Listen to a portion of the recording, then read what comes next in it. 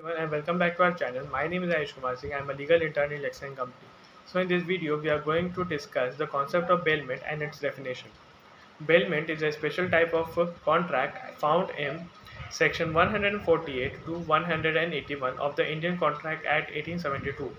Section 148 of Indian Contract Act defines bailment as the delivery of good by one person to another person for some purpose under a contract that they shall, when the purpose is accomplished, by returned or over which deposited of according to the directions of the person delivering them.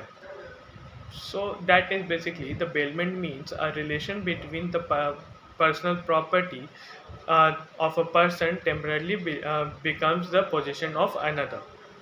So now let's see the essentials of feature of bailment. First one is delivery of possession. The first important characteristics of bailment are the delivery of possession, which by one person to another.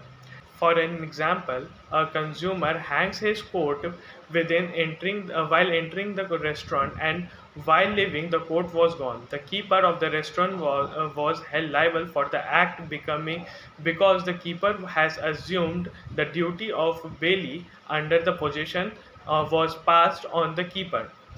Section 149 gave us the meaning of delivery of possession, which has the effect of putting the goods in the possession of the intended bailee or of any person authorized to hold them on his behalf.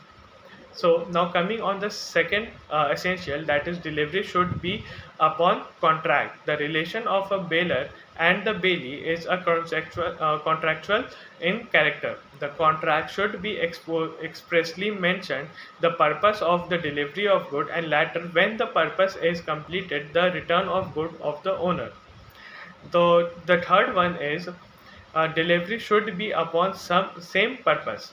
A bailment of good is made for some purpose and in subject or to the condition that when the purpose is over, the good will be returned to the bailer or deposited on accounting the mandates.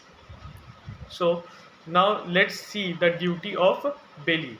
The bailee has a right to take a due and responsible care. According to section 151 of the Indian Contract Act requires the bailee to take care of the bulk, quality and value of goods in the way any ordinary prudent person would take. If the bailee has taken the amount of care similar to any ordinary prudent person, then the bailee is protected under section 152 of the Act, which state that the bailee shall not be liable for the loss, detention, and destruction of the goods.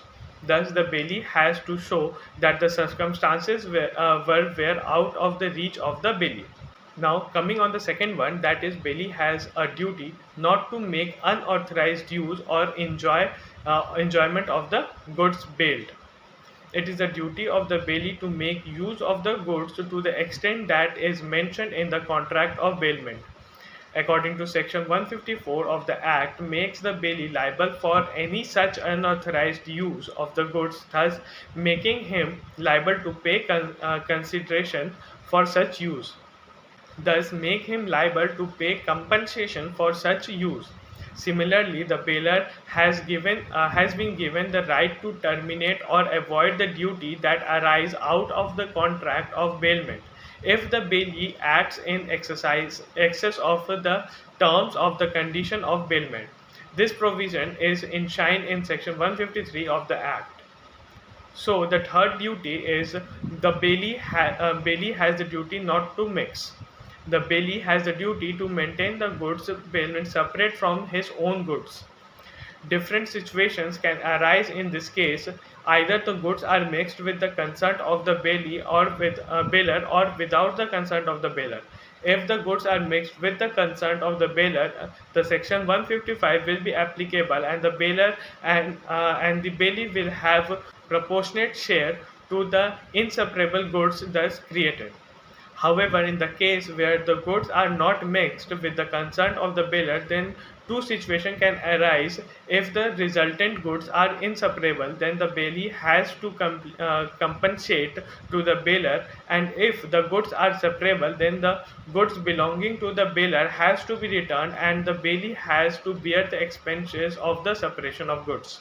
So the next one is the bailee has the duty to set up jus terris. The bailee has to return the goods bailed to the bailier in spirit of the fact that the goods belong to someone else.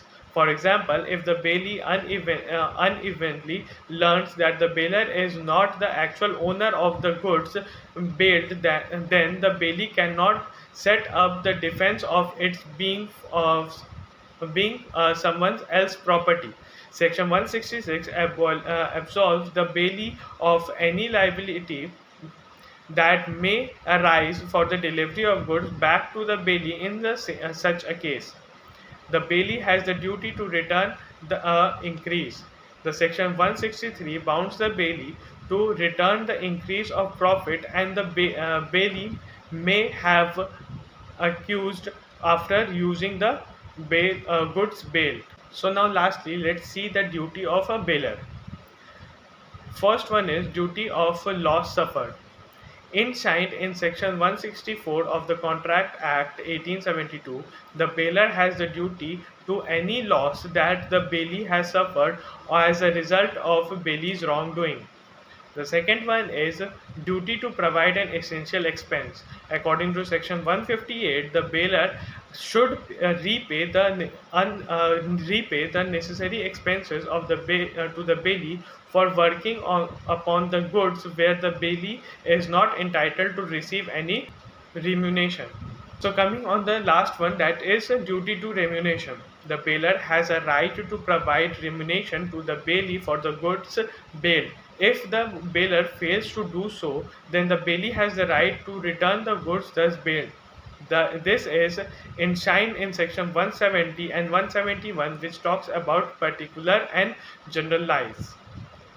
So I hope you find the video informative. So please like, share and subscribe.